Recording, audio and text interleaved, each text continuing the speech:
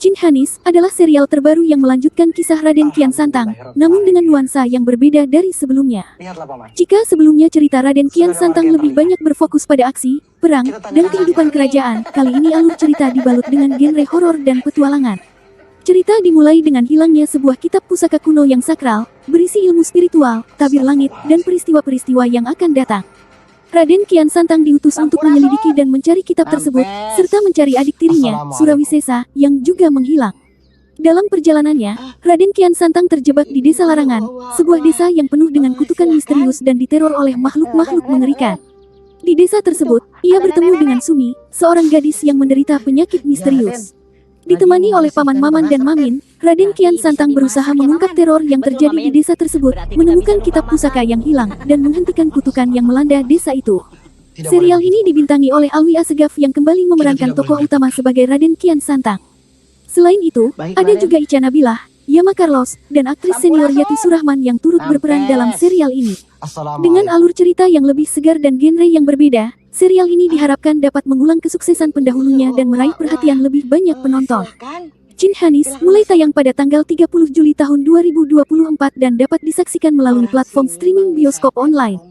Berikut daftar pemeran dan karakter dalam serial Jin Hanis. Alwi Assegaf berperan sebagai Raden Kian Santang, seorang raja bijaksana yang menyebarkan ajaran Islam dan berusaha mengungkap misteri hilangnya kitab pusaka kuno. Suhail Fahmi Bishir berperan sebagai Surawisesa, adik tiri Raden Kian Santang yang menghilang dalam cerita. Ica Nabilah berperan sebagai Sumi, seorang gadis desa yang mengalami penyakit misterius. Yama Carlos berperan dalam peran yang belum diungkapkan secara spesifik. Yati Surahman berperan dalam peran yang belum diungkapkan secara spesifik. Ageng Kiwi berperan sebagai Juragan Bawon, seorang rentenir sadis yang menjadi salah satu tokoh antagonis. Selain itu, terdapat karakter Paman Maman dan Mamin yang menemani Raden Kian Santang dalam pencariannya, namun pemerannya belum diketahui secara pasti. Beberapa informasi lebih lanjut tentang karakter dan pemerannya mungkin akan terungkap seiring dengan tayangnya serial ini.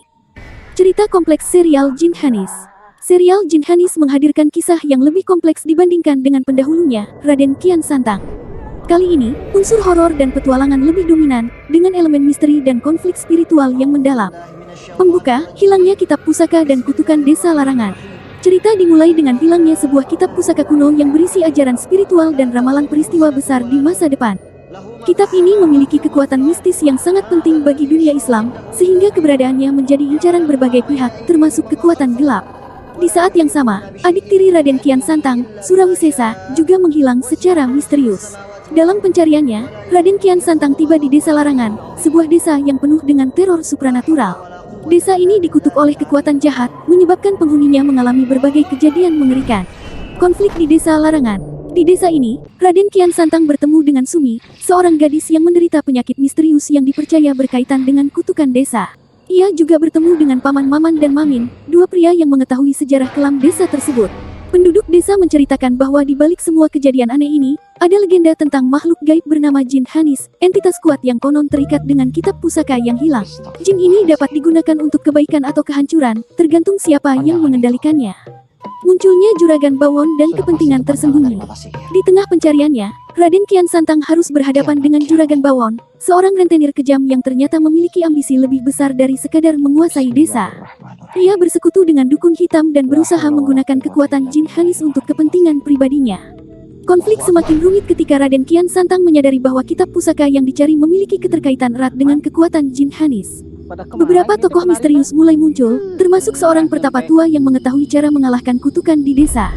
Perjalanan menuju puncak konflik. Dalam perjalanan mencari kitab dan menyelamatkan Surawisesa, Raden Kian Santang menghadapi berbagai ujian, termasuk pertarungan melawan makhluk-makhluk astral, jebakan magis, serta pengkhianatan dari orang-orang yang tidak disangka. Ketegangan semakin meningkat ketika diketahui bahwa Jin Hanis bukan sekadar makhluk gaib biasa, melainkan entitas yang dulunya merupakan manusia dengan kekuatan luar biasa. Rahasia asal-usulnya menjadi kunci untuk menghentikan kekacauan yang melanda desa. Pada akhirnya, Raden Kian Santang harus membuat keputusan sulit. Apakah ia akan menghancurkan Jin Hanis selamanya? Ataukah ada cara lain untuk mengembalikan keseimbangan tanpa mengorbankan nyawa yang tidak bersalah? Kesimpulan, akhir yang tidak terduga. Konflik berakhir dengan cara yang tidak diduga oleh banyak orang.